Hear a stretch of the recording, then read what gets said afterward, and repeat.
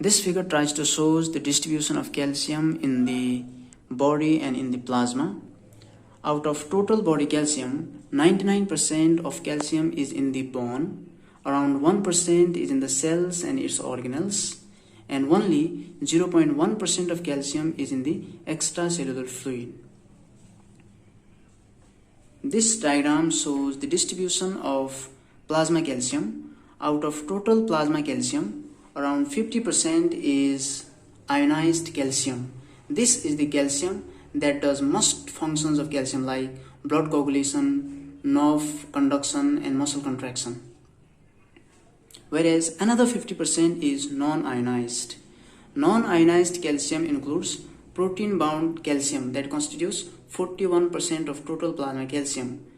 Here, calcium is bound to proteins, mainly albumin and immunoglobulins.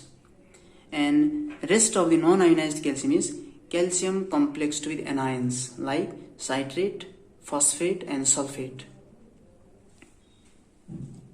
Among these, protein-bound calcium is non-diffusible, whereas ionized calcium and calcium complexed with anions is diffusible, that is, they can diffuse through the capillary membrane.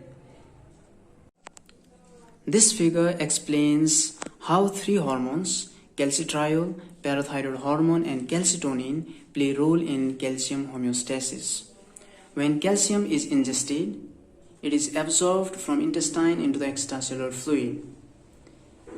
For bone formation, calcium should move from extracellular fluid into the bone. When the resorption of bone occurs, calcium is effluxed or released from bone into the extracellular fluid. Secretion of calcium occurs from extracellular fluid into the intestine in the gastrointestinal juices and when mucosal cells die. About 90% of calcium excretion occurs through feces, whereas 10% of excretion of calcium occurs through kidneys.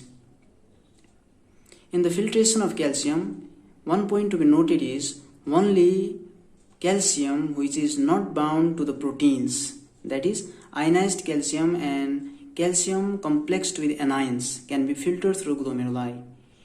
Calcium which is bound to plasma proteins cannot be filtered. And most of the filtered calcium will be reabsorbed through proximal tubules, loops of Henle and early distal tubules. So now we will see how three hormones they affect these processes. First, calcitriol. Calcitriol acts on intestine to increase the absorption of calcium. It also acts on the bone to increase bone resorption. Calcitriol, it again acts on kidney to increase reabsorption.